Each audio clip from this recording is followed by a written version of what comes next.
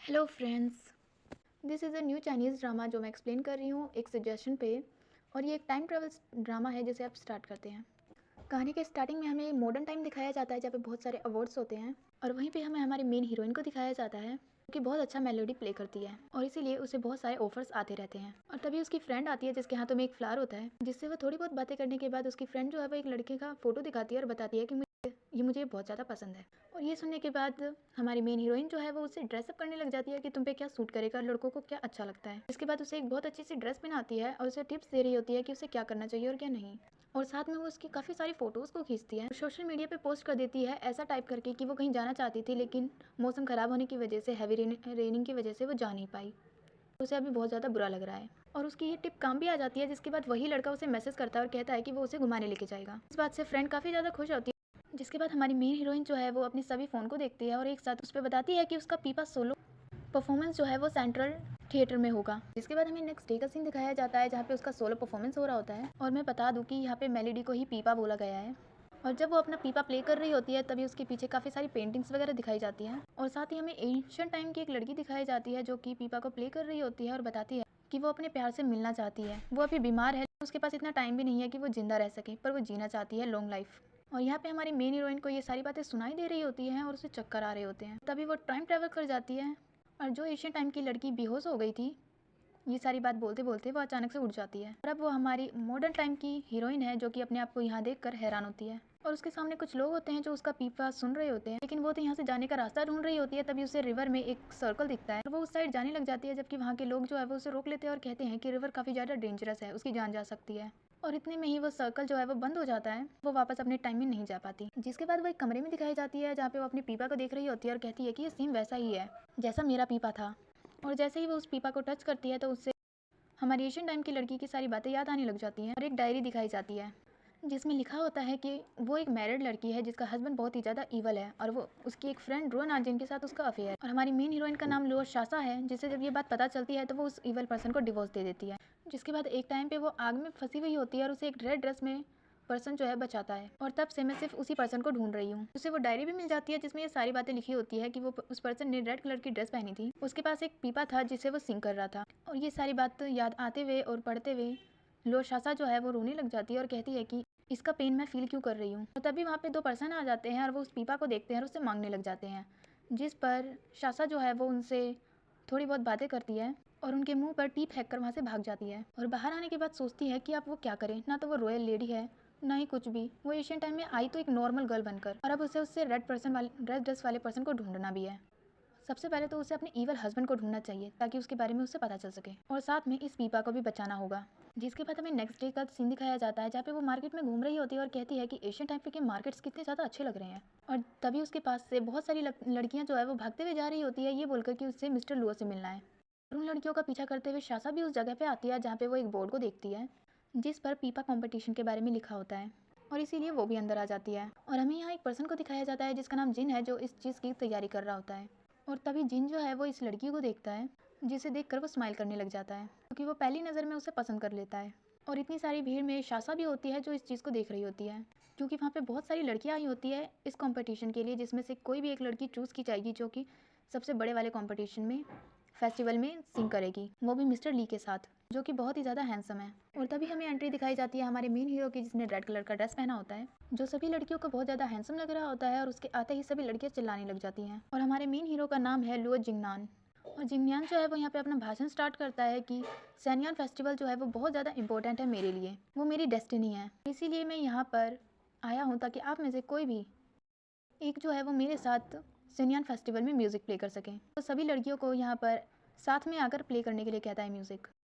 और उनमें से एक लड़की कहती है कि अगर हम यहाँ पे जीत गए तो क्या लुआ नैनजिंग के साथ हमें वर्क करने को मिलेगा, और ये भी कि अगर हम सब एक साथ में गाना गाएंगे तो आपको कैसे पता चलेगा। जिस पर जियानांग कहता है कि वो उसका काम है, वो सब कुछ देख लेगा, वो बस यहाँ के प्ले करे। जिसके बाद स्टेज पे बहुत सारी लड़कियां होती है जो साथ में मेलोडी को प्ले कर रही होती हैं, लेकिन जियानान को कोई भी पसंद नहीं आ रहा होता। और कुछ लड़कियां साइड में खड़ी होती है जिसमें से शासा भी होती है, और वो उन सभी का म्यूजिक सुन रही होती है और कहती है कि ये सभी एक जैसा प्ले कर रही हैं, जबकि साइड वाली लड़कियों को तो म्यूजिक अच्छा लग रहा होता है। और जैसे ही शासा बोलती है कि ये कुछ खास प्ले नहीं कर रही, सभी लड़कियां उसे घूर के देखने लग जाती है, जिससे शासा वहाँ से चली जाती है।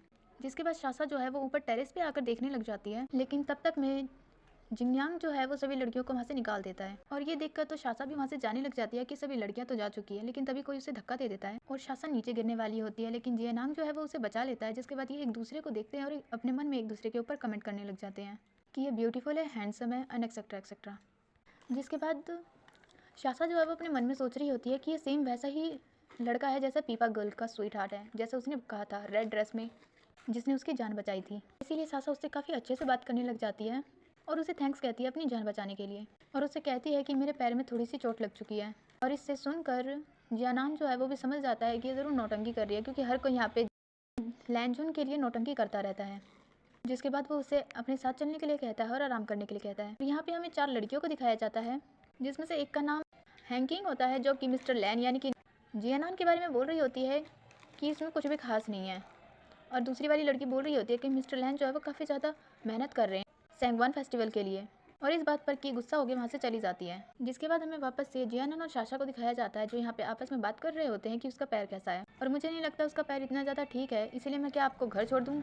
और शाशा सोचने लग जाती है कि फर्स्ट मीटिंग में ही इसे घर छोड़ना है, मुझे बड़ा ही फास्ट है। और वो अपनी ही टिप्स को फॉलो करने लग जाती है जो उसने अपनी फ्रेंड को बताई थी, और उसका कॉलर को चेक कर रही होती है, क्योंकि जिसने शाशा की जान बचाई थी उसके नेक पे कोई निशान होगा।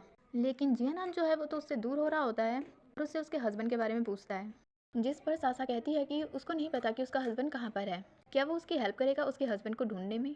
जिस पर जियानान काफ़ी ज़्यादा बोलने के बाद उसे यस कर देता है। जिसके बाद किसी भी तरह से सासा जो है वो जियानान के नेक को देखती है, जिस पे फ्लावर पीकॉक नहीं बना होता, और इसीलिए वो उससे दूर हो जाती है और कहती है कि मैं खुद चली जाऊंगी, तुम्हें कुछ भी करने की ज़रूरत नहीं है। और ये बोल के वो जाने लग जाती है। तभी वो गेट पे देखती है कि वो दोनों पर्सन जो पीपा के लिए आए थे वो अभी भी बाहर बैठे हैं। जिसके बाद सासा वापस अंदर आ जाती है और कहती है कि मेरे सर में दर्द हो रहा है, मुझे लगता है कि मुझे यहीं रुक जाना चाहिए। और इसके इस रिएक्शन से जियानांग भी शॉक हो जाता है। जिसके बाद हमें वापस से साशा को एक रूम में दिखाया जाता है, जिसके पास 2 सर्वेंट आई होती है उसके लिए ड्रेस लेकर, और बताती है कि मिस्टर लैन ने मुझे ये ड्रेस दी है आपको देने के लिए, क्योंकि उन्होंने आपकी नेक को देखा जिस पर एक पिंपल है। और इस बात से तो वो भी एम्बेरस हो जाती है क्योंकि उसे पता ही नहीं था। जिसके बाद वो जियानान के बारे में पूछने लग जाती है एंड फ्लावर पीकॉक के बारे में भी, जिस पर सर्वेंट जो है वो उससे ज़्यादा कुछ बता नहीं पाती। और ये देख कर तो वो उससे डांटने लग जाती है और कहती है कि तुम दोनों यूजलेस हो, जाओ यहाँ से। और उनके जाने के बाद वो इन सभी चीज़ों को देखने लग जाती है और अपने मन में सोचती है कि मैं नहीं जानती कि लैन जुन कौन है, लेकिन अब वो मेरी मदद करेगा यहाँ से बाहर निकलने में, क्योंकि उसने प्लान बनाया होता है कि वो इस मेलेडी को जियानान को दे देगी, जिस वजह से वो जो लोग हैं वो जियानान के पीछे चले जाएंगे और वो इजीली यहाँ से बाहर निकल सकती है। मौका देखने के बाद वो मेलेडी को वापस ले लेगी जियानान से। और बाहर वो दोनों लोग भी इसी चीज़ का वेट कर रहे होते हैं कि जिससे मेलेडी लेनी है यानी कि पीपा, वो अंदर है। और वो कहते हैं कि अगर दिन में वो गए तो वो पकड़े जाएंगे, इसलिए उन्हें रात होने का इंतज़ार करना होगा। जिसके बाद हमें रात का सीन दिखाया जाता है, जहाँ पे जियानान जो है वो जिन से फेस्टिवल के बारे में बात कर रहा होता है कि जो शासा है वो उसने उसके दिए हुए कपड़े पहन चुकी है और वो नीचे आ रही थी। और उसे देख कर तो जिन उसकी तारीफ़ करने लग जाता है कि वाह कितनी ज़्यादा सुंदर लग रही हो, बिल्कुल ऐसा लग रहा है जैसे हेवन से कोई फेरी आई हो। लेकिन तभी वो उसके नेक पे देखता है जहाँ पे एक पिंपल होता है, और वो जियानान को उससे दूर कर देता है। जिसके बाद वो उसी लड़की को देखता है जिसे वो पहली बार देखा था, और उससे जाकर चिपक ही जाता है और उससे कहता है कि एक ब्यूटीफुल गर्ल की मैं किस तरह हेल्प कर सकता हूँ। और वो लड़की कहती है कि वो यहाँ पे किसी को ढूंढने आई थी पर उसे रास्ता नहीं मिल रहा, क्या वो उसकी हेल्प करेगा, और वो उसके साथ चला जाता है। जिसके बाद यहाँ पर ये दोनों एक दूसरे की थोड़ी बहुत झूठी मूठी तारीफ़ें करते हैं और एक दूसरे के साथ ड्रिंक करने के लिए कहते हैं। जिसके बाद इन दोनों को ड्रिंक पे दिखाया जाता है, जहाँ पे शासा जो है वो अच्छे से बिचारी वाली लड़की बनकर उसे काफ़ी अच्छे से थैंक्स कहती है और कहती है कि वो काफ़ी ज़्यादा अनलकी रही है, लेकिन आज वो काफ़ी ज़्यादा लकी थी कि उसे लैंजन मिला, और तब से वो लैंजन को बहुत ज़्यादा पसंद करती है। और आज आपने मेरी जान बचाई थी, इसीलिए मैं अपना मेलोडी आपको देना चाहती हूँ। और अपने मन में सोच रही होती है मना मत करना, चुपचाप रख लो। लेकिन जो जियानांग है वो थोड़ी बहुत नौटंकी करने लग जाता है कि नहीं मैं ये नहीं रख सकता, तुम्हारी जान बचाना मेरा फ़र्ज़ था।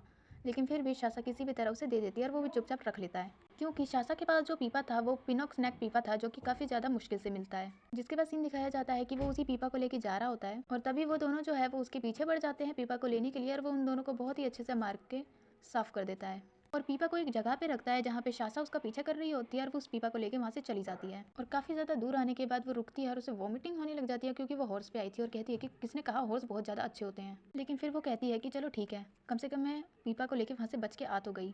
जिसके बाद वो बॉक्स को ओपन करती है पीपा को देखने के लिए, लेकिन वहाँ पे पीपा नहीं बल्कि एक लेटर होता है एक सिल्वर कॉइन के साथ, और उसमें लिखा होता है कि ये पीपा तो तुम्हें वापस नहीं मिलेगा, आई होप तुम इस सिल्वर को लेकर ये पीपा हमेशा के लिए मुझे दे दो। जिसे पढ़कर तो शासा बहुत ज़्यादा गुस्सा होती है, और हमें दिखाया जाता है कि नानजियन जो है वो उसी पीपा को प्ले कर रहा होता है और उन दोनों को बांध के रखा होता है ताकि वो पता कर सके कि आखिर वो इस पीपा के पीछे क्यों पड़े हैं। और वो पीपा को देखते हुए कहता है कि एक तो उस लड़की ने मुझे इतना महंगा पीपा दे दिया, दूसरा ये लोग इस पीपा के पीछे पड़े हुए हैं, तीसरा वो लड़की खुद इस पीपा के पीछे पड़ी हुई है। और जबकि कितनी ज़्यादा स्ट्रेंज बात है कि मैंने उसे वर्कशिप के लिए बुलाया था, लेकिन उसने फर्स्ट टाइम पे ही मुझे मना कर दिया और कहा कि उसे नहीं करना। लेकिन अब वो खुद यहाँ पे चल कर आएगी कि आखिर उसे भी तो ये पीपा चाहिए ही ना। और जिन उसे एक लिटिल फॉक्स कहता है। और यहाँ पर शासा भी जियानान के ऊपर गुस्सा करती है और कहती है कि वाह, कितनी अच्छी बात है, उसने इतनी अच्छे से मुझे बेवकूफ़ बना के पीपा अपने पास रख लिया, लेकिन अब मैं उसे छोड़ूंगी नहीं और अपना पीपा वापस लेके रहूँगी। और यहीं पे होता है आज का फर्स्ट एक्सप्लेनेशन ओवर।